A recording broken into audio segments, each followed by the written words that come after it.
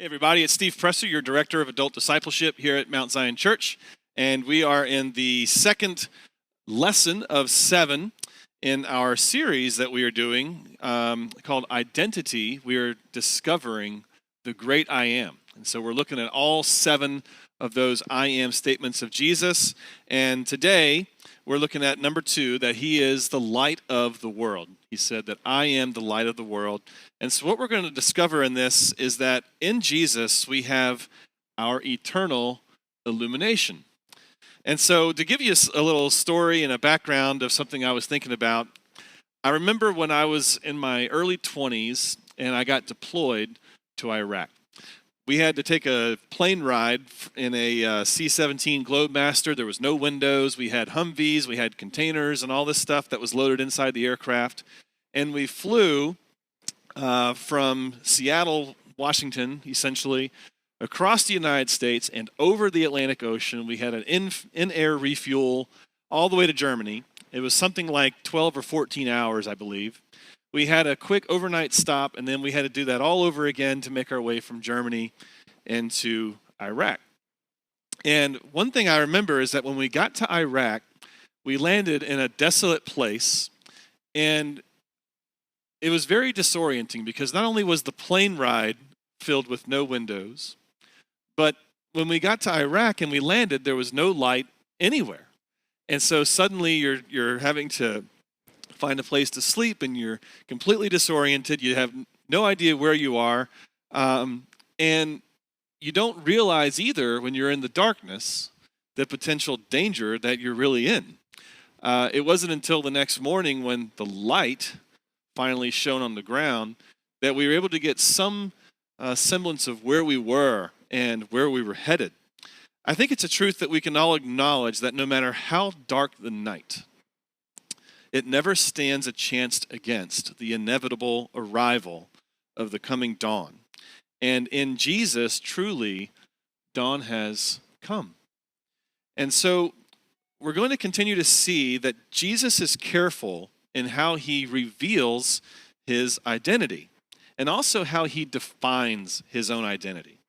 He's careful in terms of his own safety, for one, because he knows that many are plotting to kill him at this point in the scriptures. But he also reveals himself in these I am statements at unique places and at unique times. So in the first week, we saw that he revealed himself that he was the bread of life. It was in the aftermath of a miracle, the feeding of the 5,000. And so sometimes his revealing of who he is, it comes on the heels of an event or an act of mercy, a miracle, and sometimes it comes as it precedes. And so what I want us to do is, if you have a Bible, we're not going to necessarily read through a lot, but I am going to point you to a section, and perhaps you can read this on your own. If you have a Bible, turn to John chapter 7, because this entire story that Jesus is the light, it takes place surrounding a couple of chapters. So in chapter 7 of John, one of the things that we see is that the Feast of Booths is being celebrated, or the Feast of Tabernacles. And a couple of things happened at this feast. The first is that the people would sleep in dwelling places like a tent. So the whole Feast of Tabernacles, it was to commemorate their time in the wilderness, in the desert. They would pitch tents oftentimes outside the city, and they would sleep there for some 8 days to commemorate this festival. And so they'd have these temporary dwelling places, the Feast of Booths, as a way of remembering. And so that was one thing. Another thing that would happen, though, if you go back and you think about how they dwelt in the wilderness, in Exodus chapter 13, we're reminded of a really incredible phenomenon that surrounded the people as they traveled in the wilderness. So in Exodus 13, verse 21 and 22, it reads, "And the Lord went before them by the day in a pillar of cloud to lead them along the way, and by night in a pillar of fire to give them light, and that they might travel by day and by night. The pillar of cloud by day and the pillar of fire by night did not depart from the people. So God's presence was with the people, and it was not only with the people, but it was physically in front of them by way of this pillar of cloud and this fire by night. The light was with them always. So it's kind of a cool thing. The pillar never left his place. Now the people would drift, but the fire always stayed with the people. And so during the feast then, in John chapter 7, lamps were often lit as well to commemorate the light of God that led the way. The lights were a central part of the feast, and they served as a clear reminder of that Exodus. Now, later, throughout all of chapter 7, Jesus is going to speak. He's going to confuse and cause some division among a lot of the Pharisees and the religious rulers about what he had to say and who he is. In chapter 8, it says 53 in my Bible, which is really part of chapter 7, but it says, now each went to his own house. So it gives this idea then that the Feast of Tabernacles has concluded. Why is that important? It's important because chapter 8 starts with this famous passage of a woman caught in adultery. And so it said here in the early part of the passage that in the early morning, Jesus again went to the temple. And while he's at the temple, he starts teaching, and these Pharisees and religious rulers, they bring this woman who they say was caught in the very act of adultery, something that you might see as reasonable at a festival or a party time. That might be something to think about. But they bring this woman to Jesus, and they ask him, well, the law of Moses tells us to stone such women. What do you say? And so Jesus starts kind of doodling in the ground, and there's a lot of speculation as to what that meant, or maybe even what he wrote. Some people suggest that he just simply doodled. Others think that he was writing the names of the Pharisees. Some people think he was writing their actual sins out. We don't really know. But he was writing in the ground, and he says, if any of you has been without sin, let him be the one to cast the first stone. And so slowly they start going away one by one. He looks to this woman and says, has anyone condemned you? She says, no one. And he says, neither do I condemn you. Go and sin no more. Now, in the midst of these things, and at the conclusion of this story, Jesus continues to talk, and what he says is, in verse 12 of chapter 8, again Jesus spoke to them, saying, I am the light of the world. Whoever follows me will not walk in darkness, but will have the light of life. So it's in the backdrop then of both the Feast of Tabernacles as well as the moral failures of the woman, as well as the hypocrisy of these Pharisees, that Jesus points that he is the light. And so it brings to mind a few things. Number one, he is clearly articulating a point that he is the fulfillment of the Old Testament Exodus, in that he is our protection and he is our leadership. So keep in mind the backdrop of the feast. The feast would look back to their time in the wilderness, the cloud before them, the light and the fire before them. It was their protection in the nighttime, but it also led them through the wilderness. And so Jesus is saying, I am the light of the world. Just as the light was back then with Moses, so I am the light of the world now. The other thing is, just as the fire would guide the way to the promised land and be a light in the darkness, so too Jesus is our eternal luminary for the whole world. He is the perfect picture of moral purity, and so we get to continue to look to him as he leads the way. The second thing is, today Jesus is not a flame in a literal sense, but he does shine a bright light on the moral darkness all around us. It's seen quite clearly in the story of the woman caught in adultery that he is exposing her sin, but he doesn't condemn her for it. He exposes the hypocrisy of the Pharisees, but he doesn't judge them for it. It's an interesting note, because in Jesus' ministry, he shines a light on sin, but he doesn't burn anyone, so to speak. And it reminded me of the famous passage, John 3:17, where it says that he came not to condemn the world, but to save it. Now, he will judge the world in due time, but his ministry, at least at this present time, it wasn't for judgment. The judgment's going to come later. And I just find that really impressive with Jesus' ministry in those several years.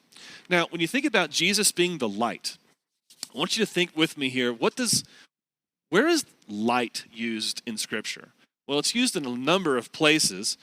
You might think back to Genesis chapter 1 when God says, "Let there be light." And so you see that in Genesis chapter 1. He just speaks light into existence. And there it is. From darkness, we now have light. We read about it in the book of Exodus with Moses, that the light would lead them through the wilderness. In the Psalms, we have a host of different scriptures that speak to the idea of light.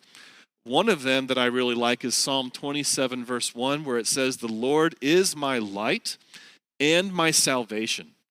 Whom then shall I fear?" Right? He is our light. We look to him. He illuminates everything. He makes a way. Not only that, but he is our salvation. If you think about the birth of Jesus, think about how many times light is used within that story. For one, it was the wise men who followed a star. Well, what's a star? If it's light. When the angels appeared in Luke, the angels appeared with great light shining around them. In the Gospel of John, he speaks of Jesus frequently as being light. He also speaks of it heavily in his letters. And then in Revelation chapter 21, what do we see there? That there is no need for a sun, right? The cosmic sun, because Jesus will be their light. And so frequently throughout the scriptures, we have this imagery of light. So what does light do? Well, number one, the light of Jesus, it's going to expose. So if you think back to Judas and Saul, who then became Paul, Judas is that traitor that we all know from the scriptures who betrayed Jesus. And if you read carefully through the story, especially in the Gospel of John, he's quick to point out that darkness entered into him, and that when Judas left, it was night. When he met with people, it was night. And so he makes a lot of references to the nighttime or the darkness to draw your attention to this idea or this contrast between light and darkness, good and evil. If we walk in the light, darkness becomes less attractive. It's why in 1 John chapter 1, 5-7, John wrote this. He says, "This is the message that we have heard from him, and we proclaim now to you, that God is light, and in him there is no darkness at all. If we say that we have fellowship with him, while we at the same time walk in darkness, we lie, and we do not practice the truth. But if we walk in the light, as he is in the light, we have fellowship with one another, and the blood of Jesus cleanses us from all sin." And so we see here again that light will expose. I mentioned Saul, and if you remember his journey to Damascus, he was met by Jesus on this road, and what struck him? It was a blinding light. And Jesus says, "Why are you persecuting me?" And it was that exposure. Why are you persecuting Jesus? With that flash of light that ultimately revealed to Saul, who became Paul, the truth. So the light will bring exposure. Another thing that light will do is it will bring to you clarity. If you've ever looked outside while it's still dark, it can be a bit confusing. So I'm an early riser. I tend to get up before the sun comes up. And if you look outside, your depth perception is off when there's no light, especially when there's no moon. Maybe there's some clouds out there and it fogs your vision. But when the light comes, all that is hidden is now exposed. And so what once was blurred by fog, maybe the light burns that haze away and it clears up the vision, because darkness will cloud your vision. And so the light will bring clarity.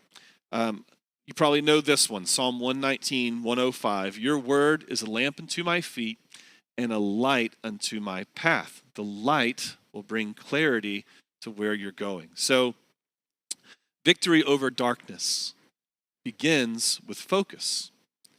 So the question for you then is, what are you focusing on? What are you allowing to pass through your lens, right? If you were to turn to Matthew chapter 6, 22 to 23, Jesus talked about this. He says, the eye is the lamp of the body. So if your eye is healthy, your whole body will be full of light. But if your eye is bad, your whole body will be full of darkness. If then the light in you is darkness, how great is that darkness? Victory over darkness begins with your focus. So be mindful, be careful of what you're focusing on, and make sure that it's not cloudy, make sure it's not dark, make sure that you're seeing clearly, because when you see clearly and when you see with purity, that purity will go through your lens, it'll seep into your heart, and that will be who you become. The last thing I have for you is that the light is to be followed and believed upon. So John chapter 12, verse 46, Jesus says, I have come into the world as a light, so that no one who believes in me should stay in darkness. So the two key words there is believe and stay, right? You can't believe and then walk in darkness. We already read that. It'll make you out to be a liar.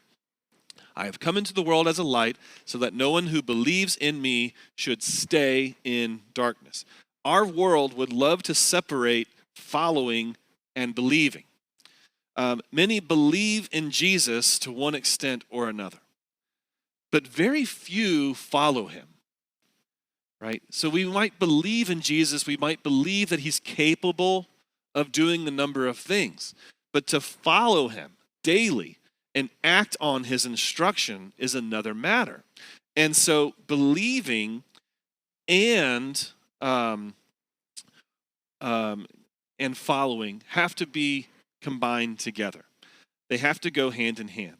And it's for this reason that Jesus, the light of the world, is our eternal illumination. In him we see perfection. In him we see holiness. And he shines a light on our own imperfections, yes, but he also illuminates our pathways as we choose to follow him. And so it is impossible for the light of the world to ever lead you into darkness. If you follow Jesus, if you follow the light, you will always be on the right path. So the last thought I have for you then is, well, how might you then be a light? Matthew 5, 14 to 16 says, now you are the light of the world. So yes, Jesus is the light of the world, but he extends that ministry then to you and I. You are the light of the world. A city set on a hill cannot be hidden, nor do people light a lamp and put it under a basket, but they put it on a stand so it gives light to the whole house. In the same way, let your light shine before others so that they may see your good works and give glory to your Father in heaven. And so you and I have a responsibility to the world now, just as Jesus led those Hebrews and those Israelites with that pillar of cloud and that fire that led before them at night. You and I have an opportunity here in this darkness to be a light unto the many. In fact, he tells us in 1 Peter 2:9, but you are a chosen race. You are a royal priesthood, a holy nation, a people for his own possession. You are the Lord's. That you may proclaim the excellencies of him who called you out of darkness and into his marvelous light. So we have a chance to be a light unto the world as we not only believe in Jesus, but we follow Jesus. And so I pray that you would be a light and that he also will be your eternal illumination as you seek to live for him all of your days. God bless you. Take care. God bless.